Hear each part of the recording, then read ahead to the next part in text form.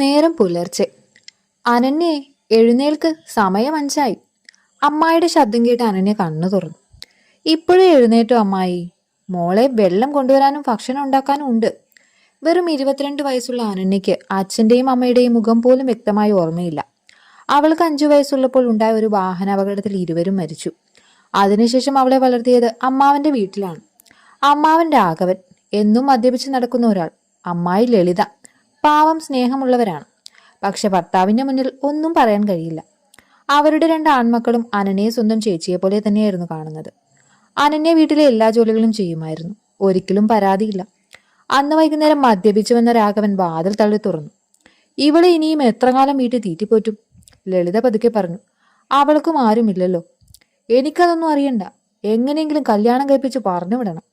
അടുക്കളയിൽ നിന്ന് ഇതെല്ലാം കേട്ട അനന്യയുടെ കണ്ണുകൾ നിറഞ്ഞു. ഞാൻ ഇത്രയും അധികപ്പറ്റായോ? അവൾ മനസ്സിൽ ചോദിച്ചു. അന്ന് രാത്രി ഭക്ഷണം കഴിക്കാൻ പോലും അവൾക്ക് കഴിഞ്ഞില്ല. അമ്മായി മുറിയിലേക്ക് വന്നു. മോളെ, മനസ്സിൽ വെക്കണ്ട. നിന്റെ അമ്മാവന്റെ സ്വഭാവം നിനക്കറിയാമല്ലോ. അനന്യ ചിരിക്കാൻ ശ്രമിച്ചു. എനിക്ക് വിഷമമില്ല അമ്മായി. പക്ഷെ ആ ചിരിക്ക് പിന്നിൽ ഒളിഞ്ഞത് കണ്ണീരായിരുന്നു. അന്ന് രാത്രി എല്ലാവരും ഉറങ്ങിയപ്പോൾ രാഘവൻ ഫോണിൽ ആരോടോ സംസാരിച്ചു. അതെ, പെൺകുട്ടി നല്ലതാണ്. നിങ്ങൾ പറഞ്ഞ പോലെ വിവാഹം നടക്കും. പക്ഷെ ഞാൻ പറഞ്ഞ കാര്യം മറക്കരുത്. അയാളുടെ മുഖത്തൊരു ദുരൂഹ പുഞ്ചിരി. ആ സംഭാഷണം കേൾക്കാതെ ജീവിതം ഇനി എങ്ങനെ മാറാൻ പോകുന്നുവെന്നറിയാതെ അനന്യ ഉറക്കത്തിലായിരുന്നു. പിറ്റേന്ന് രാവിലെ അനന്യ മുറ്റമടിച്ചു വരുമ്പോൾ വീടിന് മുന്നിൽ ഒരു കറുത്ത കാർ വന്നു നിന്നു. ഗ്രാമത്തിൽ അങ്ങനെ ഒരു കാർ അപൂർവമായിരുന്നു. അയൽവാസികൾ പോലും കൗതുകത്തോടെ നോക്കി. കാറിൽ നിന്നും മധ്യവയസ്കനായ ഒരാൾ ഇറങ്ങി, കൂടെ ഒരു ഡ്രൈവറും. രാഘവൻ വേഗം പുറത്തേക്ക് ചെന്നു. വരൂ സാറേ, അകത്തേക്ക് വരൂ. അനന്യ ദൂരത്തു നിന്ന് നോക്കി. ആരായിരിക്കും ഇവർ? ലളിത അവളുടെ അടുത്തേക്ക് ചെന്നു. മോളെ, നീ അകത്തേക്ക് പോയൊരു ചായ ഉണ്ടാക്കി കൊണ്ടുവാ. ശരി അമ്മായി. അല്പസമയത്തിന് ശേഷം ട്രേയിൽ ചായയുമായി അനന്യ ഹാളിലേക്ക് നടന്നു. അവളെ കണ്ടപ്പോൾ ആ അതിഥി ഒരു നിമിഷം മിണ്ടാതെ നോക്കി. അനന്യ തല താഴ്ത്തി ചായ വെച്ചു. നമസ്കാരം മോളെ. നമസ്കാരം. അവന്റെ ശബ്ദത്തിൽ ശാന്തതയുണ്ടായിരുന്നു. അനന്യ അകത്തേക്ക് പോയെങ്കിലും ഹാളിൽ നടക്കുന്ന സംഭാഷണം അവളുടെ ചെവിയിൽ പതിഞ്ഞു. സർ, ഞാൻ പറഞ്ഞ പെൺകുട്ടി ഇതാണ്. അവളെ പഠിപ്പിച്ചിട്ടുണ്ടോ? ഡിഗ്രി വരെ പഠിപ്പിച്ചിട്ടുണ്ട്. അവളുടെ സമ്മതം പ്രധാനമാണ്. രാഘവൻ ഒന്ന് പതറി. അതൊക്കെ ഞാൻ സംസാരിച്ചോളാം. സംസാരം കഴിഞ്ഞ് അതിഥി എഴുന്നേറ്റു. പോകുന്നതിന് മുൻപ് ലളിതയോട് പറഞ്ഞു, പെൺകുട്ടിയെ നിർബന്ധിക്കരുത്. അവൾക്ക് ഇഷ്ടമില്ലെങ്കിൽ ഈ വിവാഹം വേണ്ട. അത് കേട്ട ലളിതയ്ക്ക് ചെറിയൊരു ആശ്വാസം തോന്നി. കാർ പോയതോടെ രാഘവന്റെ മുഖം മാറി. അവൻ അകത്തേക്ക് കയറി അനന്യയെ വിളിച്ചു. നിനക്കൊരു നല്ല ആലോചന വന്നിട്ടുണ്ട്. എനിക്കോ? അതെ, വലിയ ബിസിനസ്സുകാരനാണ്. സ്വന്തം വീട് സ്ഥാപനങ്ങളും എല്ലാം ഉണ്ട്. അനന്യ അമ്പരന്നു. എന്നെ പോലുള്ള ഒരാൾക്ക് എന്തിനാണ്? രാഘവൻ അസ്വസ്ഥനായി പറഞ്ഞു. അത്ര ചോദ്യമൊന്നും വേണ്ട. ഈ വിവാഹം നടക്കും. അനന്യയുടെ കണ്ണുകൾ അമ്മായിയെ തേടി. ലളിത പതുക്കെ അവളുടെ കൈ പിടിച്ചു. മോളെ, ആദ്യം ആ മനുഷ്യനെ കണ്ടിട്ട് തീരുമാനിക്കാം. ആ രാത്രി ലളിത ഭർത്താവിനോട് ചോദിച്ചു. നിങ്ങൾ എന്തിനാണ് ഇത്ര നിർബന്ധിക്കുന്നത്? രാഘവൻ കോപത്തോടെ പറഞ്ഞു. എനിക്കറിയാം ഞാൻ എന്താ ചെയ്യുന്നതെന്ന്. അവൻ മുറിയിൽ നിന്ന് പുറത്തു പോയപ്പോൾ മേശപ്പുറത്ത് കിടന്ന ഒരു കവറിൽ നിന്ന് കുറച്ച് നോട്ടുകൾ താഴെ വീണു. ലളിത അത് എടുത്തപ്പോൾ ഞെട്ടിപ്പോയി. വലിയ തുകയ്ക്കായിരുന്നു അത്. അവളുടെ മനസ്സിലൊരു സംശയം മുളച്ചു. ഈ പണം എവിടെ നിന്നാണ് വന്നത്? ആ ചോദ്യത്തിന് ഉത്തരം തേടി അവൾ ഭർത്താവിന്റെ മുഖത്തേക്ക് നോക്കി. പക്ഷെ ആ രഹസ്യം ഇനിയും പുറത്തു വരാനുണ്ടായിരുന്നു. 2 ദിവസങ്ങൾക്ക് ശേഷം. അനന്യേ, ഇന്നവർ നിന്നെ കാണാൻ വരും. തയ്യാറാകൂ. ലളിതയുടെ വാക്കുകൾ കേട്ടപ്പോൾ അനന്യയുടെ ഹൃദയം വേഗത്തിൽ ഇടിക്കാൻ തുടങ്ങി. അമ്മായി, എനിക്ക് പേടിയാകുന്നു. പേടിക്കണ്ട മോളെ. എന്ത് തീരുമാനമായാലും അത് നിന്റെ ഇഷ്ടം കൂടി കേട്ടിട്ടായിരിക്കണം. പക്ഷെ ആ വാക്കുകൾ പറയുമ്പോഴും ലളിതയുടെ മനസ്സിലൊരു ഭയമുണ്ടായിരുന്നു. രാഘവൻ എന്തോ മറച്ചു വെക്കുന്നുണ്ടെന്ന് അവൾക്ക് ഉറപ്പായിരുന്നു. കുറച്ചു കഴിഞ്ഞപ്പോൾ കറുത്ത കാർ വീണ്ടും മുറ്റത്തെത്തി. ഇത്തവണ അതിൽ നിന്നിറങ്ങിയത് ആദിത്യയായിരുന്നു. വെളുത്ത ഷർട്ടും കറുത്ത പാന്റും ധരിച്ച ഗൗരവം നിറഞ്ഞ മുഖം. ഗ്രാമത്തിലെ പലരും മതിലിനപ്പുറം നിന്ന് നോക്കുന്നു. ഇത്ര വലിയ ആളാണോ വരൻ? ഹാളിലിരുന്ന ശേഷം രാഘവൻ പറഞ്ഞു. സാർ, പെൺകുട്ടിയെ വിളിക്കാം. അനന്യ പതിയെ അകത്തേക്ക് വന്നു. അവളുടെ കൈകൾ വിറയ്ക്കുന്നുണ്ടായിരുന്നു. ഒരു നിമിഷം ആദ്യത്തെ അവളെ നോക്കി. അവളും ഒന്ന് നോക്കി. പക്ഷെ ഉടനെ കണ്ണുകൾ താഴ്ത്തി. രാഘവൻ ചിരിച്ചുകൊണ്ട് പറഞ്ഞു. നിങ്ങൾക്ക് വേണമെങ്കിൽ കുറച്ചു നേരം സംസാരിക്കാം. ഇരുവരും വീടിന്റെ മുറ്റത്തേക്ക് നടന്നു. ആദ്യമായി നിശബ്ദത. പിന്നെ ആദിത്യ തന്നെയാണ് സംസാരിച്ചത്. എൻ്റെ പേര് ആദിത്യ. അറിയാം. നിങ്ങളുടെ പേര്? അനന്യ ചെറുതായി ചിരിച്ചു. അനന്യ. ഈ വിവാഹത്തിന് നിങ്ങൾക്ക് സമ്മതമാണോ? ആ ചോദ്യം കേട്ട് അവളൊന്ന് ഞെട്ടി. സത്യം പറഞ്ഞാൽ എനിക്കൊന്നും അറിയില്ല. അതെന്താണ്? എൻ്റെ ജീവിതത്തിൽ ആദ്യമായിട്ടാണ് ആരെങ്കിലും എൻ്റെ അഭിപ്രായം ചോദിക്കുന്നത്. ആദിത്യയുടെ മുഖം മങ്ങിപ്പോയി. നിങ്ങൾക്ക് ഇഷ്ടമില്ലെങ്കിൽ ഈ വിവാഹം നടക്കില്ല. ഞാൻ ഒരിക്കലും നിർബന്ധിക്കില്ല. അനന്യ ആദ്യമായി അവന്റെ കണ്ണുകളിലേക്ക് നോക്കി. ആ കണ്ണുകളിൽ അഹങ്കാരമോ കർക്കശതയോ ഒന്നും ഉണ്ടായിരുന്നില്ല, മറിച്ചൊരു ശാന്തത മാത്രം. എന്നെക്കുറിച്ച് നിങ്ങൾക്കെല്ലാം അറിയാമോ? നിങ്ങൾക്ക് അച്ഛനും അമ്മയും ഇല്ലെന്നും അമ്മാവന്റെ വീട്ടിലാണ് വളർന്നതെന്നും മാത്രം അറിയാം. അത് കേട്ടിട്ട്, മനുഷ്യന്റെ വില തീരുമാനിക്കുന്നത് അവന്റെ സാഹചര്യങ്ങളല്ല, സ്വഭാവമാണ്. ആ വാക്കുകൾ അനന്യയുടെ മനസ്സിൽ പതിഞ്ഞു. അപ്പോഴാണ് രാഘവൻ പുറത്തേക്ക് വന്നത്. സംസാരം കഴിഞ്ഞോ? അതെ, ആദിത്യ ശാന്തമായി പറഞ്ഞു. പോകാൻ നേരം ആദിത്യ അനന്യയോട് പറഞ്ഞു, ഒരു കാര്യം മാത്രം ഓർക്കുക, ഈ വിവാഹം നടന്നാലും നടന്നില്ലെങ്കിലും അത് നിങ്ങളുടെ തീരുമാനമായിരിക്കണം. ആ വാക്കുകൾ കേട്ട അനന്യയുടെ മനസ്സിലെ ഭയം അല്പം കുറഞ്ഞു. എന്നാൽ അന്നു രാത്രി രാഘവൻ ഒരു ഫോൺ കോൾ ചെയ്ത് പറഞ്ഞു, സർ, വിവാഹത്തിന് ഞാൻ സമ്മതം പറഞ്ഞിട്ടുണ്ട്. നിങ്ങൾ പറഞ്ഞ കാര്യം മറക്കണ്ട. അടുത്ത ദിവസം രാവിലെ രാഘവന്റെ മുറിയിൽ നിന്നൊരു വലിയ ബാഗ് പുറത്തേക്ക് കൊണ്ടുവരുന്നത് ലളിത കണ്ടു. ബാഗ് തുറന്നപ്പോൾ അതിൽ നിറയെ പണമായിരുന്നു. ലളിതയുടെ കൈകൾ വിറച്ചു. ദൈവമേ, ഈ പണം എന്തിനാണ്? അവൾ അറിയാതെ ആ രഹസ്യം അനന്യയുടെ ജീവിതം തന്നെ മാറ്റിമറിക്കാൻ പോവുകയായിരുന്നു. ലളിതയുടെ കൈകൾ വിറയ്ക്കുന്നുണ്ടായിരുന്നു. ആ ബാഗ് നിറയെ പണം. അപ്പോഴേക്കും പിന്നിൽ നിന്ന് രാഘവന്റെ ശബ്ദം. ആ ബാഗിൽ തൊടാൻ ആരാണ് പറഞ്ഞത്? ലളിത ഞെട്ടി. ഇത്രയും പണം എവിടെ നിന്നാണ്? രാഘവൻ അവളുടെ കയ്യിൽ നിന്ന് ബാഗ് പിടിച്ചു വാങ്ങി. അതൊന്നും നീ അറിയേണ്ട കാര്യമല്ല. സത്യം പറയൂ, ഈ വിവാഹവുമായി ഇതിന് എന്തെങ്കിലും ബന്ധമുണ്ടോ? ഒരു നിമിഷം അയാൾ മിണ്ടാതെ നിന്നു. പിന്നെ പരിഹാസത്തോടെ ചിരിച്ചു. നമ്മുടെ ജീവിതത്തിൽ ഇത്രയും പണം ഒരുമിച്ച് നീ കണ്ടിട്ടുണ്ടോ? ഇല്ല. നിങ്ങൾ അനന്യയുടെ ജീവിതം കാശിന് വിളിക്കുകയാണോ? ആ ചോദ്യം കേട്ടതും രാഘവൻ ദേഷ്യത്തോടെ ലളിതയെ നോക്കി. മിണ്ടാതെ ഇരുന്നാൽ നിനക്ക് നല്ലത്. ആ വിവാഹം മുടങ്ങിയാൽ ഈ പണം തിരിച്ചു കൊടുക്കേണ്ടി വരും. ലളിതയുടെ കണ്ണുകൾ നിറഞ്ഞു. പാവം കുട്ടിയാണ് അവൾ. അവൾ അവിടെ രാജ്ഞിയെ പോലെ ജീവിക്കും. ഇവിടെ കഷ്ടപ്പെട്ട് ജീവിക്കുന്നതിനേക്കാൾ അതല്ലേ നല്ലത്? ആ വാക്കുകൾക്ക് മറുപടി പറയാൻ ലളിതയ്ക്ക് കഴിഞ്ഞില്ല. അന്ന് വൈകുന്നേരം അനന്യ മുറ്റത്ത് തുളസിക്ക് വെള്ളമൊഴിക്കുന്നു. ലളിത അവളുടെ അടുത്തേക്ക് വന്നു. മോളെ, ഒരു കാര്യം ചോദിക്കട്ടെ? പറയമ്മായി. ആദ്യത്തെ കണ്ടപ്പോൾ നിനക്ക് എന്തു തോന്നി? അനന്യ കുറച്ചു നേരം ആലോചിച്ചു. എനിക്കാദ്യം പേടിയായിരുന്നു, പക്ഷെ അദ്ദേഹം സംസാരിച്ചപ്പോൾ ആ പേടി കുറഞ്ഞു. വിവാഹത്തിന് സമ്മതമാണോ? അനന്യ കണ്ണുകൾ താഴ്ത്തി. എൻ്റെ ജീവിതത്തിൽ എന്നെ ബഹുമാനിച്ച് സംസാരിച്ച ആദ്യത്തെ മനുഷ്യനാണ് അദ്ദേഹം. എനിക്ക് എതിർപ്പില്ല. ലളിതയുടെ ഹൃദയം പിടഞ്ഞു. സത്യം പറയണോ അതോ മിണ്ടാതെ ഇരിക്കണോ? അവൾ ഒടുവിൽ ഒന്നും പറയാതെ അനന്യയുടെ നെറ്റിയിൽ ഒരു ഉമ്മ കൊടുത്തു. ഒരാഴ്ചക്കകം വിവാഹം നിശ്ചയിച്ചു. ഗ്രാമത്തിലെ ചെറിയ ക്ഷേത്രത്തിൽ വെച്ചായിരുന്നു ചടങ്ങ്. വളരെ ലളിതമായ വിവാഹം. മന്ത്രങ്ങൾ മുഴുകിക്കൊണ്ടിരിക്കുമ്പോൾ ആദ്യത്തെ അനന്യയുടെ കഴുത്തിൽ താലി ചാർത്തി. അവളുടെ കണ്ണുകളിൽ കണ്ണുനീർ നിറഞ്ഞു. അത് സങ്കടത്തിൻ്റെതാണോ പുതിയ ജീവിതത്തിലേക്കുള്ള ഭയത്തിൻ്റെതാണോ? അവൾക്ക് തന്നെ അറിയില്ലായിരുന്നു. വിവാഹം കഴിഞ്ഞപ്പോൾ ആദ്യത്തെ ലളിതയുടെ അടുത്തേക്ക് ചെന്നു. അവളെ ഞാൻ ഒരിക്കലും വിഷമിപ്പിക്കില്ല. ആ വാക്കുകൾ കേട്ട് ലളിത പൊട്ടിക്കരഞ്ഞു. എൻ്റെ മോൾക്ക് ഇനി നല്ല ജീവിതം കിട്ടിയാൽ മതി മകനെ. രാഘവൻ അകലിൽ നിന്നെല്ലാം നോക്കി നിന്നു. അവന്റെ മനസ്സിൽ സന്തോഷമുണ്ടായിരുന്നത് അനന്യയുടെ ജീവിതത്തെക്കുറിച്ച് ഓർത്തല്ല, കയ്യിൽ കിട്ടിയ പണത്തെക്കുറിച്ച് ഓർത്തായിരുന്നു. കാർ പതുക്കെ വീട്ടിൽ നിന്ന് യാത്രയായി. പിന്നിലെ ഗ്ലാസ്സിലൂടെ അനന്യ അമ്മായിയെ കോങ്കി കൈവീശി. ലളിത കണ്ണിലൂടെ പുഞ്ചിരിച്ചു. അനന്യയുടെ പുതിയ ജീവിതം ആരംഭിക്കുകയായിരുന്നു. പക്ഷെ ആ വലിയ വീട്ടിൽ അവളെ കാത്തിരുന്നത് എന്താണെന്ന് അവൾക്ക് ഇപ്പോഴും അറിയില്ലായിരുന്നു. കാർ നഗരത്തിലേക്ക് കുതിച്ചു പാഞ്ഞു. ജാലകത്തിലൂടെ പുറത്തേക്ക് നോക്കിയിരുന്ന അനന്യയുടെ മനസ്സ് നിറയെ ചോദ്യങ്ങളായിരുന്നു. ഇത്ര വലിയ വീട്ടിൽ എനിക്ക് ജീവിക്കാൻ പറ്റുമോ? എന്തെങ്കിലും തെറ്റ് ചെയ്താൽ അദ്ദേഹം ദേഷ്യപ്പെടുമോ? അവളുടെ കൈകൾ വിറയ്ക്കുന്നത് ആദ്യത്തെ ശ്രദ്ധിച്ചു. അയാൾ മൃദുവായി ചോദിച്ചു, അനന്യ, എന്തോ? നിനക്ക് സുഖമാണോ? അതെ. കള്ളം പറയാൻ നിങ്ങൾക്ക് അറിയില്ലല്ലോ. അനന്യ ഒന്ന് അമ്പരന്നു. എന്താ? നിങ്ങളുടെ മുഖം കണ്ടാൽ മനസ്സിലാകും. നിങ്ങൾക്ക് പേടിയുണ്ട്. അവളൊന്നും പറഞ്ഞില്ല. അല്പസമയം കഴിഞ്ഞ് ആദ്യത്തെ ഡ്രൈവറോട് പറഞ്ഞു, രമേശ്, കാർ ഒന്ന് സൈഡാക്ക്. കാർ ഒരു ചെറിയ ചായക്കടയുടെ മുന്നിൽ നിന്നു. അനന്യ അത്ഭുതത്തോടെ ചോദിച്ചു, എന്തിനാണ് ഇവിടെ നിർത്തിയത്? എനിക്ക് നല്ലൊരു ചായ കുടിക്കണം. വീട്ടിൽ പോയിട്ട് കുടിക്കാമല്ലോ. ആദിത്യ ചിരിച്ചു. എനിക്ക് 5 സ്റ്റാർ ഹോട്ടലിലെ ചായയേക്കാൾ ഇത്തരം കടയിലെ ചായയാണ് ഇഷ്ടം. അനന്യയ്ക്ക് അത് വിശ്വസിക്കാൻ കഴിഞ്ഞില്ല.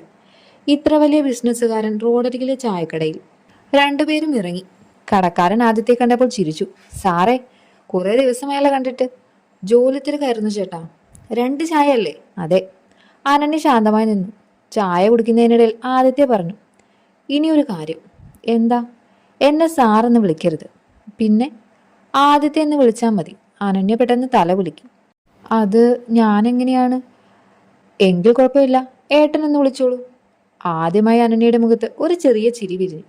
ആ ചിരി കണ്ടപ്പോൾ ആദിത്യക്കും സന്തോഷമായി. 1 മണിക്കൂറിന് ശേഷം കാർ ഒരു വലിയ ഗേറ്റിന് മുന്നിൽ നിന്നു. സെക്യൂരിറ്റി ഗേറ്റ് തുറന്നു. അകത്തേക്ക് കിടന്നപ്പോൾ അനന്യയുടെ കണ്ണുകൾ വിടർന്നു. വലിയ പൂന്തോട്ടം, നടുവിൽ മനോഹരമായൊരു വീടും. അവൾ ഇതുവരെ കണ്ടിട്ടില്ലാത്തൊരു ലോകം. ഇതാണോ നമ്മുടെ വീട്? അതെ. അവൾക്ക് കാലുകൾ മുന്നോട്ട് വെക്കാൻ പോലും മടിയായി. അപ്പോഴാണ് ഒരു പ്രായമായ സ്ത്രീ പുറത്തേക്ക് വന്നത്. മോനെ, എത്തിയോ? അതെ ജാനകിയമ്മേ.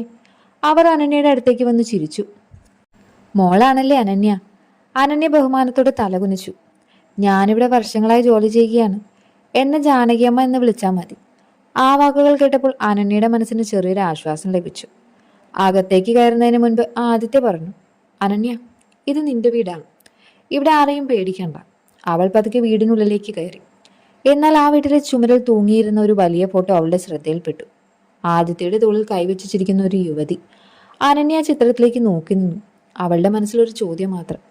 ഇവരായിരിക്കുമോ ആദിത്യയുടെ മുൻ ഭാര്യ? അപ്പോഴാണ് ആദിത്യ അവളുടെ അടുത്തേക്ക് വന്നത്. അവള് പെട്ടെന്ന് ചിത്രത്തിൽ നിന്നും കണ്ണുമാറ്റി. അകത്തേക്ക് വരൂ. അനന്യ ഒന്നും ചോദിച്ചില്ല. പക്ഷെ അവളുടെ മനസ്സിലെ സംശയം ആദിത്യക്ക് മനസ്സിലായിരുന്നു. ജാനകിയമ്മ അനന്യയെ മുകളിലെ മുറിയിലേക്ക് കൊണ്ടുപോയി. മോളെ, ഇതാണ് ഇനി നിന്റെ മുറി. മുറി കണ്ടപ്പോൾ അനന്യ അമ്പരന്നു. വലിയ കട്ടിൽ, മനോഹരമായ അലമാര, ബാൽക്കണിയും എല്ലാം അവൾക്കൊരു സ്വപ്നം പോലെ തോന്നി. ജാനകിയമ്മേ, എനിക്കിതൊന്നും വേണ്ടായിരുന്നു. ജാനകിയമ്മ ചിരിച്ചു. ഈ വീട്ടിൽ വന്നവരെല്ലാവരും ആദ്യം ഇത് തന്നെയാണ് പറയുന്നത്. എനിക്ക് പേടിയാകുന്നു. എന്തിന്? ഇത്ര വലിയ വീട്ടിൽ ജീവിച്ച പരിചയമില്ല. ജാനകിയമ്മ അവളുടെ തലയിൽ സ്നേഹത്തോടെ കൈവച്ചു. മോളെ, ഈ വീട്ടിലെ ഏറ്റവും നല്ല മനുഷ്യനാണ് ആദിത്യമോൻ. നീ പേടിക്കണ്ട. വൈകുന്നേരമായി. അനന്യ അടുക്കളയിൽ കയറി. ജാനകിയമ്മേ, ഞാൻ സഹായിക്കട്ടെ? അയ്യോ, ഇത് വേണ്ട മോളെ. ഇന്ന് യാത്ര കഴിഞ്ഞ് വന്നതല്ലേ. ഇരുന്നാൽ എനിക്ക് ബുദ്ധിമുട്ടാണ്, അതുകൊണ്ടാണ്. അപ്പോഴാണ് ആദ്യത്തെ അടുക്കളയിലേക്ക് വന്നത്. എന്താണ് ഇവിടെ ചർച്ച? ജാനകിയമ്മ ചിരിച്ചു. മോൾക്ക് അടുക്കളയിൽ ജോലി ചെയ്യണമെന്ന്. ആദ്യത്തെ അനന്യയെ നോക്കി പറഞ്ഞു. ഇന്നൊരു ദിവസമെങ്കിലും വിശ്രമിക്കൂ. പക്ഷേ ഇതൊരു ഉത്തരവല്ല, ഒരു അഭ്യർത്ഥനയാണ്. അവൾ നിശബ്ദമായി തലകുലുക്കി. ആദിത്യയുടെ സംസാര രീതി അവളെ വീണ്ടും അത്ഭുതപ്പെടുത്തി. രാത്രി ഭക്ഷണ സമയം. വലിയ ഡൈനിങ് ടേബിളിൽ 2 പ്ലേറ്റുകൾ മാത്രം. അനന്യയ്ക്ക് ചെറിയൊരു വിഷമം തോന്നി. ഇത്ര വലിയ വീട്ടിൽ 2 പേരേ ഉള്ളോ? അതെ. ബന്ധുക്കൾ ആരുമില്ലേ? ആദിത്യ ചെറുതായി ചിരിച്ചു. ഉള്ളവർ പലരുമുണ്ട്, പക്ഷെ കൂടെ ആരുമില്ല. ആ മറുപടിയിൽ ഒരു വേദന ഒളിഞ്ഞിരുന്നു. അനന്യ പിന്നെ ഒന്നും ചോദിച്ചില്ല. ഭക്ഷണം കഴിഞ്ഞപ്പോൾ അവൾ സ്വന്തം പ്ലേറ്റ് എടുത്ത് അടുക്കളയിലേക്ക് പോകാൻ തുടങ്ങി. ഉടനെ ആദിത്യ പറഞ്ഞു, അനന്യ. എന്തോ? ആ പ്ലേറ്റ് അവിടെ വെച്ചോളൂ, ഞാൻ കഴുകിക്കോളാം. അത് ചെയ്യാൻ ഇവിടെ ആളുണ്ട്. പക്ഷെ എനിക്ക് ശീലമാണ്. ആദിത്യ ചിരിച്ചുകൊണ്ട് പറഞ്ഞു. ഈ വീട്ടിൽ നിനക്ക് ജോലിക്കാരിയുടെ സ്ഥാനമല്ല, വീട്ടുകാരിയുടെ സ്ഥാനമാണ്. ആ വാക്കുകൾ കേട്ട നിമിഷം അനന്യയുടെ കണ്ണുകൾ നിറഞ്ഞു. ആരും ഒരിക്കലും അവളെ വീട്ടുകാരി എന്ന് കണ്ടിട്ടില്ല. അവൾക്ക് ആദ്യമായി ഒരു വീട്ടിൽ സ്വന്തം സ്ഥാനമുണ്ടെന്ന് തോന്നി. എന്നാൽ അന്നേരം ആദിത്യയുടെ ഫോൺ ശബ്ദിച്ചു. സ്ക്രീനിൽ തെളിഞ്ഞ പേര്. ആദിത്യയുടെ മുഖത്തെ പുഞ്ചിരി മാച്ചു. അവൻ എടുത്തു. അനന്യ ദൂരത്തു നിന്നത് കേട്ടു. നീ എന്തിനാണ് വീണ്ടും എന്നെ വിളിക്കുന്നത്? ആ ശബ്ദത്തിൽ വർഷങ്ങളായി അടക്കി വെച്ച വേദനയുണ്ടായിരുന്നു. ആദിത്യ ഫോണെടുത്ത് ബാൽക്കണിയിലേക്ക് നടന്നു. അനന്യ അറിയാതെ അവിടേക്ക് നോക്കി നിന്നു. ഞാൻ പറഞ്ഞില്ലേ ഇനി എന്നെ വിളിക്കരുത്. അപ്പുറത്തു നിന്ന് എന്തോ പറയുന്നത് കേട്ടു. ആദിത്യയുടെ ശബ്ദം കടുപ്പമായി. നമ്മൾ തമ്മിലുള്ള ബന്ധം അവസാനിച്ചിട്ട് 3 വർഷമായി. ഇനി പഴയ കാര്യങ്ങൾ പറഞ്ഞിട്ട് ഒരു കാര്യവുമില്ല. അത്രയും പറഞ്ഞ അയാൾ ഫോൺ കട്ട് ചെയ്തു. കുറച്ച് നിമിഷങ്ങൾ അവിടെ തന്നെ നിശബ്ദമായി നിന്നു. രാത്രിയായി. അനന്യയ്ക്ക് ഉറക്കം വന്നില്ല. ആ ഫോൺ വിളി അവളുടെ മനസ്സിൽ കറങ്ങിക്കൊണ്ടേയിരുന്നു. ആരായിരിക്കും അത്? അവൾ ചോദിക്കണമെന്ന് തോന്നി. പക്ഷെ ആ ധൈര്യം അവൾക്കുണ്ടായിരുന്നില്ല. പിറ്റേന്ന് രാവിലെ അനന്യ നേരത്തെ എഴുന്നേറ്റ് അടുക്കളയിലെത്തി. ജാനകിയമ്മ അവളെ കണ്ട് അത്ഭുതപ്പെട്ടു. മോളെ, ഇത്ര നേരത്തെയോ? വീട്ടിലെപ്പോഴും നേരത്തെ എഴുന്നേൽക്കുന്ന ശീലമാണ് ജാനകിയമ്മേ. എങ്കിലിന്ന് പ്രഭാത ഭക്ഷണം നമുക്ക് 2 പേർക്കും ചേർന്ന് ഉണ്ടാക്കാം. അനന്യയുടെ മുഖത്ത് സന്തോഷം. ഇഡലിയും സാമ്പാറും തയ്യാറാക്കുമ്പോൾ അവൾക്ക് വർഷങ്ങൾക്ക് ശേഷം ഒരു അമ്മയുടെ സ്നേഹം അനുഭവപ്പെടുകയായിരുന്നു. അല്പസമയത്തിന് ശേഷം ആദ്യത്തെ ഡൈനിങ് ടേബിളിലേക്ക് വന്നു. മേശപ്പുറത്ത് ഭക്ഷണം കണ്ടപ്പോൾ ചോദിച്ചു, ജാനകിയമ്മേ, ഇന്ന് ആരാണ് ഉണ്ടാക്കിയത്? ജാനകിയമ്മ ചിരിച്ചുകൊണ്ട് അനന്യയെ ചൂണ്ടി. നിങ്ങളുടെ ഭാര്യ. ആദ്യത്തെ ഒരു ഇഡലി കഴിച്ചു. പിന്നെ അനന്യയെ നോക്കി. വളരെ രുചിയുണ്ട്. അനന്യയ്ക്ക് വിശ്വസിക്കാൻ കഴിഞ്ഞില്ല. ശരിക്കുമോ? കള്ളം പറഞ്ഞിട്ട് എനിക്കെന്ത് കിട്ടാനാണ്? അവളുടെ മുഖത്ത് അറിയാതെ പുഞ്ചിരി വിരിഞ്ഞു. പ്രഭാത ഭക്ഷണം കഴിഞ്ഞ് ആദ്യത്തെ ഓഫീസിലേക്ക് പോകാൻ തയ്യാറായി. വാതിലിനരികിലെത്തി തിരിഞ്ഞു നോക്കുന്ന അനന്യ. അതെ. വീട്ടിൽ ബോറടിക്കുന്നുണ്ടെങ്കിൽ ജാനകിയമ്മയോടൊപ്പം തോട്ടത്തിലേക്കൊക്കെ നടക്ക്. ഓ ശരി. എന്തെങ്കിലും ആവശ്യമുണ്ടെങ്കിൽ എന്നെ വിളിക്കണം. ആ, വിളിക്കാം. ആദിത്യ പോയതിനു ശേഷം ജാനകിയമ്മ ചിരിച്ചുകൊണ്ട് പറഞ്ഞു. ആദിത്യ മോൻ ഇങ്ങനെ ഒരാളെക്കുറിച്ച് ഇത്ര ശ്രദ്ധ കാണിക്കുന്നത് ഞാൻ ആദ്യമായിട്ട് കാണുകയാണ്. അതെന്താ? മുൻപ് ജോലിയിൽ മാത്രമായിരുന്നു മനസ്സ്. ഇപ്പോൾ നിന്റെ കാര്യം ചോദിച്ചാണ് പോകുന്നത്. അനന്യ ഒന്നും പറഞ്ഞില്ല. പക്ഷെ അവളുടെ മനസ്സിലെ ഭയം പതിയെ അലിഞ്ഞു തുടങ്ങിയിരുന്നു. വൈകുന്നേരമായി. ഓഫീസിൽ നിന്ന് മടങ്ങിയെത്തിയ ആദിത്യയുടെ കയ്യിൽ 2 ചെറിയ കവറുകൾ ഉണ്ടായിരുന്നു. അനന്യ. എന്തോ? ഇത് നിനക്കാണ്. അവൾ തുറന്നു നോക്കി. ഒരു മനോഹരമായ സൽവാറും ഒരു ജോഡി ചെരുപ്പും. ഇതെന്തിനാണ്? നാളെ ഒരു ചെറിയ ചടങ്ങിൽ പങ്കെടുക്കണം. എനിക്ക് വേണ്ടി ഇതൊന്നും വാങ്ങേണ്ടായിരുന്നു. ആദിത്യ ചിരിച്ചു. ഭാര്യയ്ക്കൊരു ഡ്രസ്സ് വാങ്ങിക്കൊടുക്കാൻ പ്രത്യേക കാരണമൊന്നും വേണ്ടല്ലോ. ആ വാക്കുകൾ കേട്ട് അനന്യയുടെ കണ്ണുകൾ വീണ്ടും നിറഞ്ഞു. പക്ഷെ അപ്പോഴേക്കും വീട്ടിലെ ലാൻഡ് ഫോൺ മുഴങ്ങി. ജാനകിയമ്മ ഫോൺ എടുത്തു. സംസാരം കഴിഞ്ഞ് അവൾ ആദ്യത്തെ നോക്കി. മോനെ, നിന്നെ കാണാൻ ഒരാൾ വന്നിട്ടുണ്ട്. ആരാണ്? ജാനകിയമ്മയുടെ മുഖം ഗൗരവമായി. പേര് മീര എന്നാണ് പറഞ്ഞത്. ആ പേര് കേട്ട നിമിഷം ആദിത്യയുടെ മുഖത്തെ പുഞ്ചിരി മാഞ്ഞു. അനന്യയ്ക്കൊന്നും മനസ്സിലായില്ല. എന്നാൽ ആ പേര് അവളുടെ ജീവിതത്തെയും മാറ്റിമറിക്കാൻ പോവുകയായിരുന്നു. മീര. ആ പേര് കേട്ട നിമിഷം ആദിത്യയുടെ മുഖം വിളറി. അനന്യ അത് ശ്രദ്ധിച്ചെങ്കിലും ഒന്നും ചോദിച്ചില്ല. ജാനകിയമ്മേ, അവരെ അകത്തേക്ക് വിളിക്കൂ. അല്പസമയത്തിനകം ഒരു യുവതി ഹാളിലേക്ക് വന്നു.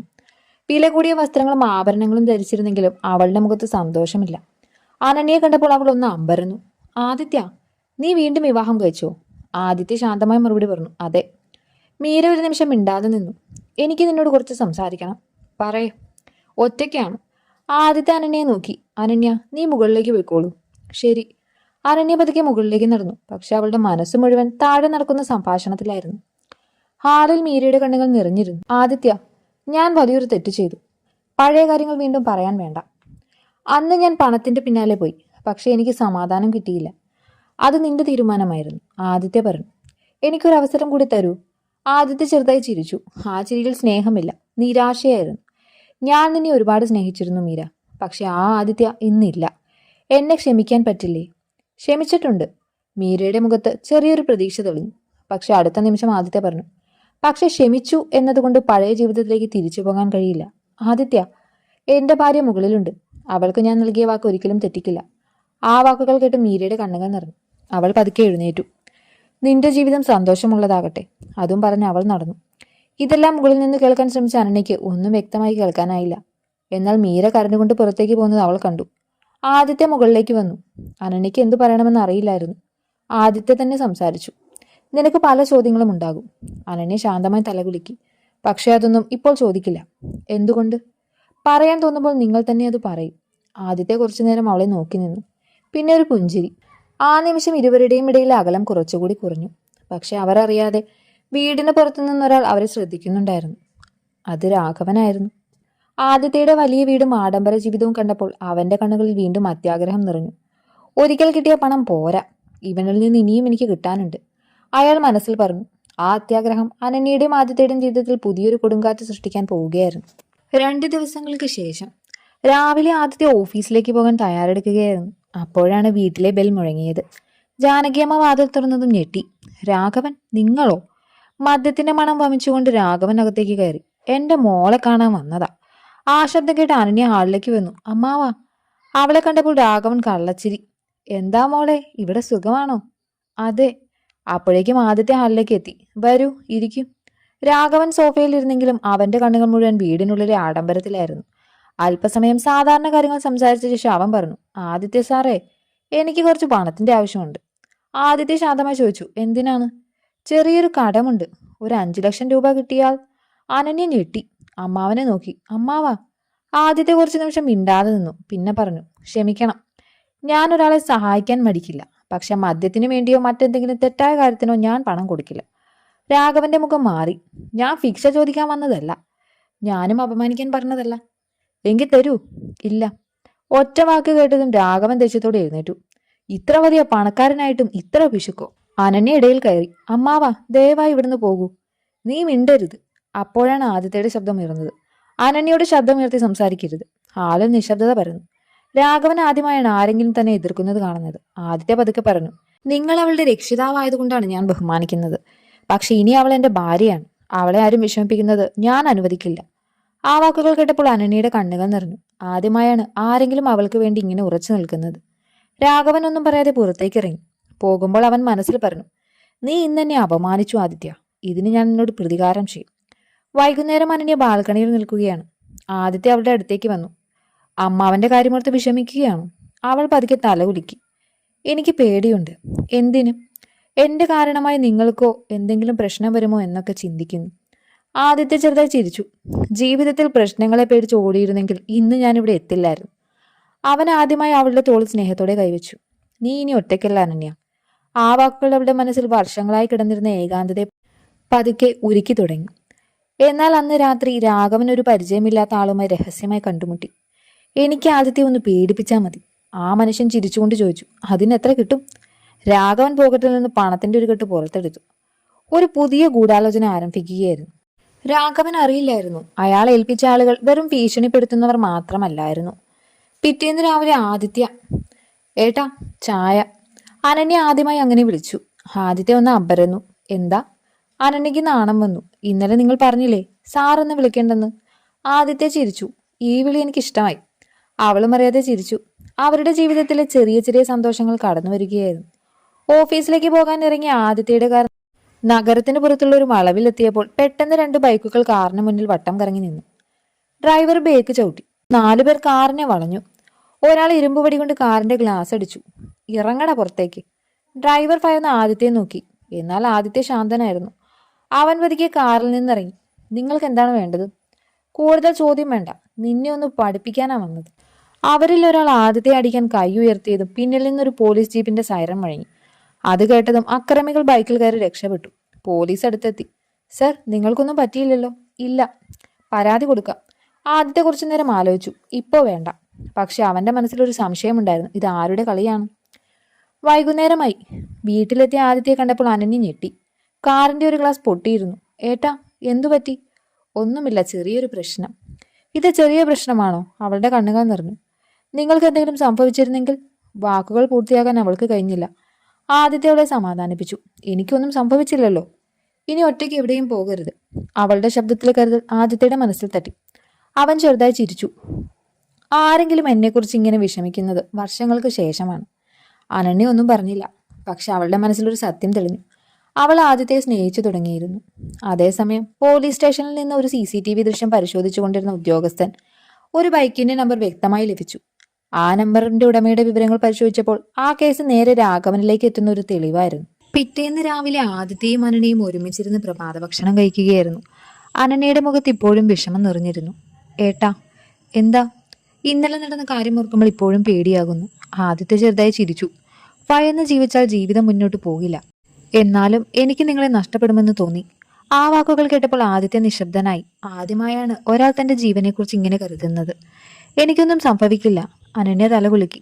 അങ്ങനെ തന്നെ ആയിരിക്കണം. അതേസമയം പോലീസ് സ്റ്റേഷനിൽ ഇൻസ്പെക്ടർ സുരേഷ് CCTV ദൃശ്യങ്ങൾ വീണ്ടും പരിശോധിക്കുകയാണ്. സർ, ബൈക്കിന്റെ ഉടമയെ കണ്ടെത്തി. ആരാണ്? രാഘവൻ. ഇൻസ്പെക്ടർ ഉടൻ 2 പോലീസുകാരെയും കൂട്ടി രാഘവന്റെ വീട്ടിലേക്ക് പുറപ്പെട്ടു. രാഘവന്റെ വീട്ടിൽ ലളിത മുറ്റമടിക്കുകയായിരുന്നു. പോലീസ് ജീപ്പ് വന്ന് നിൽക്കുന്നത് കണ്ടതും അവൾ ഭയന്നു.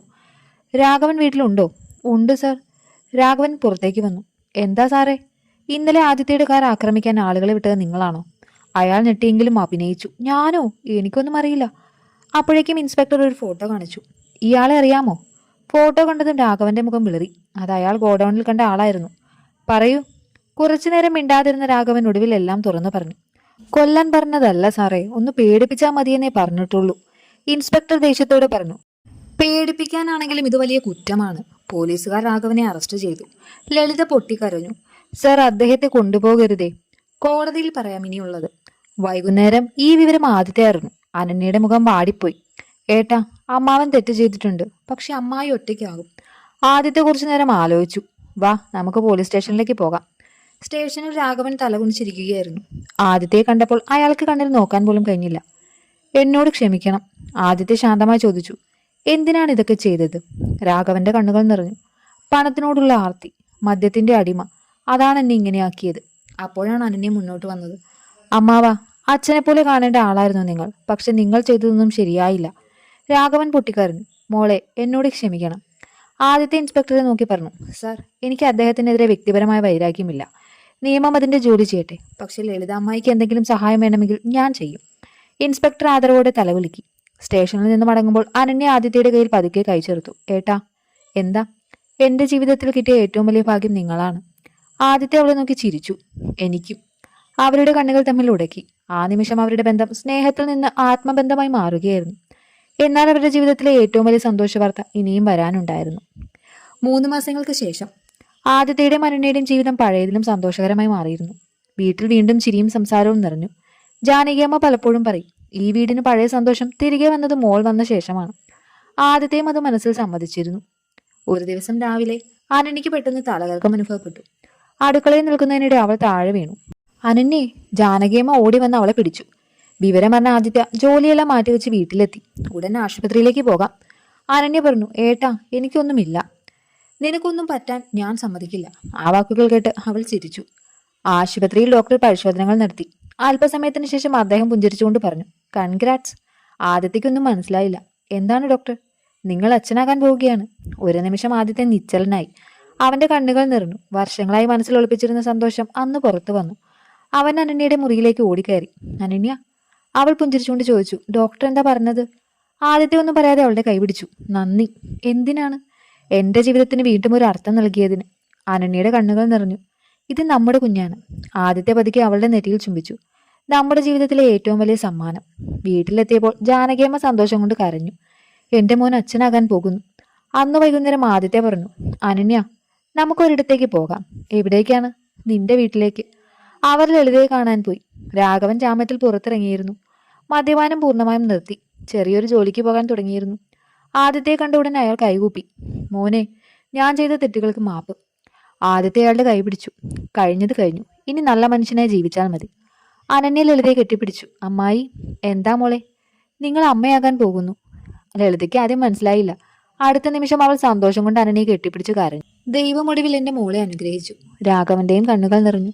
എനിക്കിതിലും വലിയ ശിക്ഷയും സമ്മാനവും വേറെയില്ല. ആ കുടുംബം വർഷങ്ങൾക്ക് ശേഷം ആദ്യമായി ഒരുമിച്ച് സന്തോഷത്തോടെ ഭക്ഷണം കഴിച്ചു. വീട്ടിലേക്ക് മടങ്ങുന്ന വഴിയിൽ ആദ്യത്തെ കാർ ഓടുകയായിരുന്നു. അനന്യ അവന്റെ തോളിൽ തല ചായച്ചിരുന്നു. ഏട്ടാ, എന്താ? ഇനി എനിക്കൊരു പേടിയുമില്ല. ആദിത്യ പുഞ്ചിരിച്ചു. എന്തുകൊണ്ടാണ്? കാരണം ഇനി എനിക്കൊരു വീടുണ്ട്, ഒരു കുടുംബമുണ്ട്, എന്നെ ജീവനേക്കാൾ സ്നേഹിക്കുന്ന ഒരാളുമുണ്ട്. ആദിത്യ അവളുടെ കൈ മുറുകെ പിടിച്ചു. സൂര്യൻ അസ്തമിക്കുമ്പോൾ അവരുടെ പുതിയ ജീവിതത്തിലേക്ക് ഒരു പുതിയ സൂര്യോദയം ഉദിക്കുകയായിരുന്നു. 7 മാസങ്ങൾക്ക് ശേഷം ആദിത്യയുടെ വീട്ടിൽ സന്തോഷം നിറഞ്ഞൊരു ദിവസമായിരുന്നു. അനന്യയുടെ നിറവയർ കണ്ടാൽ ആദിത്യയുടെ കണ്ണുകൾ സന്തോഷം നിറയും. ഓഫീസിലേക്ക് പോകുന്നതിന് മുൻപ് അവൻ പതിവായി ചോദിക്കും, മരുന്ന് കഴിച്ചോ? കഴിച്ചു. സമയത്തിന് ഭക്ഷണം കഴിക്കണം. അത് ജാനകിയമ്മയും നിങ്ങളും ദിവസവും ഓർമ്മിപ്പിക്കുന്നില്ലേ? ആദിത്യ ചിരിച്ചു. എനിക്ക് എത്ര തിരക്കുണ്ടെങ്കിലും നിങ്ങൾ ഇരുവരുമാണ് ആദ്യം. അനന്യയുടെ വയറിൽ കൈവച്ച് അവൻ പറഞ്ഞു, എന്റെ കുഞ്ഞ് ഇന്ന് അച്ഛനെ ഒന്ന് തൊഴിച്ചോ? അനന്യ ചിരിച്ചുകൊണ്ട് അവന്റെ കൈ വയറിന്മേൽ വെച്ചു. അപ്പോഴേക്കും കുഞ്ഞ് ചെറുതായി അനങ്ങി. ആദിത്യയുടെ കണ്ണുകൾ സന്തോഷം കൊണ്ട് നിറഞ്ഞു. ഇത് ഞാൻ ആദ്യമായാണ് അറിയുന്നത്. ഇനി ദിവസവും അറിയാം. കുറച്ച് ദിവസങ്ങൾക്ക് ശേഷം ആദിത്യ വലിയൊരു സർപ്രൈസ് ഒരുക്കി. അനന്യ, കണ്ണടയ്ക്ക്. എന്തിനാ? ഞാൻ പറയുന്നത് വരെ തുറക്കരുത്. അവൾ കണ്ണടച്ചു. ആദിത്യ അവളെ വീടിന്റെ പൂന്തോട്ടത്തിലേക്ക് കൂട്ടിക്കൊണ്ടുപോയി. ഇനി ഇരുന്നോളൂ. ഇനി കണ്ണു തുറക്കൂ. കണ്ണു തുറന്നു. അനന്യയുടെ കണ്ണുകൾ അത്ഭുതം കൊണ്ട് വിടർന്നു. ഒരു ചെറിയ മരത്തൊട്ടിൽ, ചുറ്റും നിറയെ പൂക്കൾ. അതിനു മുകളിൽ മനോഹരമായി എഴുതിയിരുന്നു, ഞങ്ങളുടെ കുഞ്ഞിന്റെ സ്നേഹത്തോടെ. അനന്യയുടെ കണ്ണുകളിൽ കണ്ണുനീർ നിറഞ്ഞു. ഏട്ടാ, ഇതിപ്പോഴേ വാങ്ങണോ? രാത്രികളിൽ നീ ഉറങ്ങിയതിനു ശേഷം എന്നോട് പറഞ്ഞില്ലല്ലോ. നിന്നെ സന്തോഷിപ്പിക്കാനായിരുന്നു. അനന്യ ആദിത്യെ കെട്ടിപ്പിടിച്ചു. എനിക്കിതിലും വലിയ സമ്മാനം വേറെയില്ല. അന്ന് വൈകുന്നേരം ആദിത്യ ഓഫീസിലിരിക്കുമ്പോൾ അനന്യയ്ക്ക് പ്രസവവേദന തുടങ്ങി. ജാനകിയമ്മ ഉടൻ ആദിത്യയെ വിളിച്ചു. മോനെ, വേഗം ആശുപത്രിയിലേക്ക് വാ. ആദിത്യ മീറ്റിംഗ് പോലും പൂർത്തിയാക്കാതെ ആശുപത്രിയിലേക്ക് ഓടി. ഓപ്പറേഷൻ തിയേറ്ററിന് പുറത്ത് അവൻ അങ്ങോട്ടും ഇങ്ങോട്ടും നടക്കുകയായിരുന്നു. ജീവിതത്തിൽ ആദ്യമായാണ് അയാൾ ഇത്രയും ഭയം തോന്നുന്നത്. അല്പസമയം കഴിഞ്ഞ് ഡോക്ടർ പുറത്തു വന്നു. മുഖത്തൊരു വലിയ പുഞ്ചിരി. കൺഗ്രാറ്റ്സ്, നിങ്ങൾക്കൊരു ആൺകുഞ്ഞ് പിറന്നിരിക്കുന്നു. ആദിത്യയുടെ കണ്ണുകൾ സന്തോഷം കൊണ്ട് നിറഞ്ഞു. അനന്യ, അമ്മയും കുഞ്ഞും സുഖമായിരിക്കുന്നു.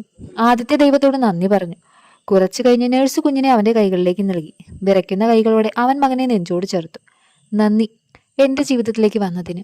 അകലെ നിന്ന് ഇതെല്ലാം കണ്ടുകൊണ്ടിരുന്ന അനന്യയുടെ കണ്ണുകൾ സന്തോഷം കൊണ്ട് നിറഞ്ഞു. ഒരിക്കൽ അനാഥയായി വളർന്ന പെൺകുട്ടി ഇന്നൊരു കുടുംബത്തിന്റെ ഹൃദയമായി മാറിയിരിക്കുന്നു. 1 വർഷത്തിന് ശേഷം ആദിത്യയുടെ വീട് പഴയതിലും സജീവമായിരുന്നു. മുറ്റം മുഴുവൻ കുഞ്ഞിന്റെ ചിരി. അവരുടെ മകന് ആരവ് എന്നാണ് അവർ പേരിട്ടത്. ആരവ് നടക്കാൻ പഠിച്ച ദിവസമായിരുന്നു അത്. ഏട്ടാ, നോക്കൂ. അനന്യ സന്തോഷത്തോടെ വിളിച്ചു. ആദിത്യ ജോലി ചെയ്തുകൊണ്ടിരുന്ന ലാപ്ടോപ്പ് മാറ്റിവെച്ച് ഓടിയെത്തി. വാ മോനെ, അച്ഛൻ്റെ അടുത്തേക്ക് വാ. ആരവ് കുഞ്ഞിക്കാലുകൾ കൊണ്ട് പതിയെ നടന്ന് ആദിയുടെ നെഞ്ചിലേക്ക് വീണു. ആദിത്യ അവനെ വാരിയെടുത്ത് നെറ്റിയിൽ ഉമ്മ വെച്ചു. എന്റെ മോൻ നടന്നല്ലോ. ജാനകിയമ്മയുടെ കണ്ണുകളും സന്തോഷം കൊണ്ട് നിറഞ്ഞു. ഈ വീടിന്റെ ഭാഗ്യം തന്നെയാണ് ഈ കുഞ്ഞ്. അതേസമയം രാഘവന്റെ ജീവിതവും ഒരുപാട് മാറിയിരുന്നു. മദ്യപാനം പൂർണ്ണമായും ഉപേക്ഷിച്ച് ചെറിയൊരു മരപ്പണിക്കടയിൽ ജോലി ചെയ്യുകയായിരുന്നു. ഒരു ദിവസം അവൻ അനന്യയുടെ വീട്ടിലേക്ക് വന്നു. ഇപ്രാവശ്യം അവന്റെ കയ്യിൽ മദ്യക്കുപ്പിയല്ല, ഒരു ചെറിയ മരക്കുതിരയായിരുന്നു.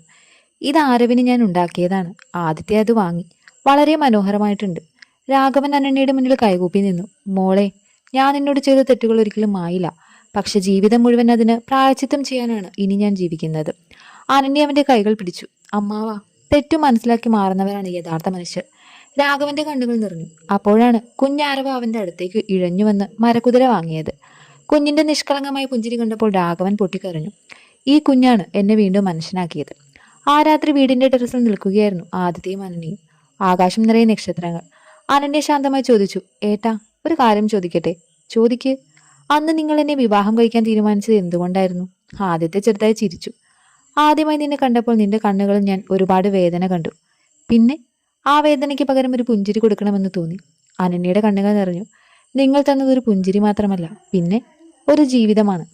ആദിത്യ അവളുടെ നെറ്റിയിൽ സ്നേഹത്തോടെ ചുംബിച്ചു. നീയാണ് എനിക്ക് പുതിയ ജീവിതം തന്നത്.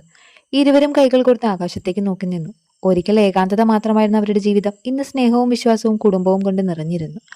5 വർഷങ്ങൾക്ക് ശേഷം ആദിത്യയുടെ വീട്ടിൽ അന്നൊരു ആഘോഷമായിരുന്നു. ആരവിന്റെ 5ാം പിറന്നാൾ. വീട് മുഴുവൻ നിറമുള്ള ബലൂണുകളും പൂക്കളും കൊണ്ട് അലങ്കരിച്ചിരുന്നു. അതിഥികളായി എത്തിയവരിൽ ലളിതയും രാഘവനും ഉണ്ടായിരുന്നു. ഒരു കാലത്ത് മദ്യത്തിന് അടിമയായി സ്വന്തം ജീവിതവും മറ്റുള്ളവരുടെ ജീവിതവും നശിപ്പിച്ച രാഘവൻ ഇന്ന് പൂർണ്ണമായും മാറിയ മനുഷ്യനായിരുന്നു. ആരവോടി വന്ന് രാഘവന്റെ കൈ പിടിച്ചു. വല്യപ്പാ, വാ, കേക്ക് മുറിക്കാം. ആ ഒരു വിളി കേട്ടപ്പോൾ രാഘവന്റെ കണ്ണുകൾ നിറഞ്ഞു. ജീവിതത്തിൽ താൻ അർഹിക്കാത്ത ഒരു സ്നേഹമാണ് ഈ കുഞ്ഞ് തന്നതെന്ന് അയാൾക്ക് തോന്നി. കേക്ക് മുറിച്ചതിന് ശേഷം എല്ലാവരും ഒരുമിച്ച് ഫോട്ടോ എടുക്കുകയായിരുന്നു. ഫോട്ടോഗ്രാഫർ പറഞ്ഞു, എല്ലാവരും ഒന്ന് ചിരിക്കും. ആദിത്യ അനന്യയെ നോക്കി. അവൾ തിരിച്ചും പുഞ്ചിരിച്ചു. ആ ഒരു നിമിഷത്തിൽ ആദിത്യയുടെ മനസ്സിലൂടെ പഴയ ദിവസങ്ങൾ മിന്നിമറിഞ്ഞു. ഭയന്നുകൊണ്ട് തന്റെ വീട്ടിലേക്ക് ആദ്യമായി വന്ന അനന്യ, സ്വന്തം മുറിയിൽ കരഞ്ഞു കിടന്ന രാത്രികൾ, അവളുടെ ആദ്യത്തെ പുഞ്ചിരി, ആദ്യമായിട്ട് ഏട്ട എന്ന് വിളിച്ച നിമിഷം, അവരുടെ കുഞ്ഞിന്റെ ജനനം, എല്ലാം ഒരു സിനിമ പോലെ അവന്റെ മനസ്സിലൂടെ കടന്നുപോയി. വൈകുന്നേരം അതിഥികൾ എല്ലാവരും മടങ്ങിയ ശേഷം ആദിത്യയും അനന്യയും പൂന്തോട്ടത്തിലെ ബെഞ്ചിൽ ഇരിക്കുകയാണ്. ആരവ അവരുടെ മടിയിൽ കിടന്നുറങ്ങിപ്പോയി. അനന്യ പതുക്കെ പറഞ്ഞു, ഏട്ടാ, എന്താ? ഒരിക്കൽ ഞാൻ കരുതിയിരുന്നു എനിക്ക് ഈ ലോകത്ത് ആരുമില്ലെന്ന്. ആദിത്യ അവളുടെ കയ്യിൽ മുറുകെ പിടിച്ചു. ഇപ്പോഴോ? ഇപ്പോൾ എനിക്ക് എല്ലാവരുമുണ്ട്. എന്തൊക്കെയാണ്? ഒരു നല്ല ഭർത്താവ്, എന്നെ സ്വന്തം മകളെ പോലെ സ്നേഹിക്കുന്ന അമ്മായി, തെറ്റുകൾ തെറ്റി നല്ല മനുഷ്യനായ അമ്മാവൻ, എന്റെ ജീവനായ എന്റെ മകൻ. അതിലും വലിയൊരു കാര്യം എന്താണ്? അനന്യ ചിരിച്ചു. എനിക്ക് ഇന്നൊരു വീടുണ്ട്. ആദിത്യയുടെ കണ്ണുകൾ നിറഞ്ഞു. അനന്യ വീടെന്നത് വലിയ ചുമരുകളോ ആഡംബരമോ അല്ല, പിന്നെ നമ്മളെ സ്നേഹിക്കുന്ന ആളുകൾ ഉള്ളിടമാണ് യഥാർത്ഥ വീട്. അനന്യ അവന്റെ തോളിൽ തലചായ്ച്ചു. സൂര്യാസ്തമയം പതുക്കെ ആകാശത്തെ സ്വർണ്ണ നിറം അണിയിച്ചു. അവരുടെ ജീവിതവും അതുപോലെ പ്രകാശം നിറഞ്ഞതായിരുന്നു. ഒരിക്കൽ അനാഥയായി കരഞ്ഞ പെൺകുട്ടി ഇന്ന് സന്തോഷം നിറഞ്ഞ ഒരു കുടുംബത്തിന്റെ ഹൃദയമായി മാറിയിരുന്നു. ചിലപ്പോൾ ദൈവം ഒരു വാതിലടയ്ക്കുമ്പോൾ നമ്മൾ ഒരിക്കലും പ്രതീക്ഷിക്കാത്ത മറ്റൊരു വാതിൽ തുറന്നു തരും. ആ വാതിലിനപ്പുറം കാത്തിരിക്കുക കണ്ണീരല്ല, സ്നേഹമായിരിക്കും.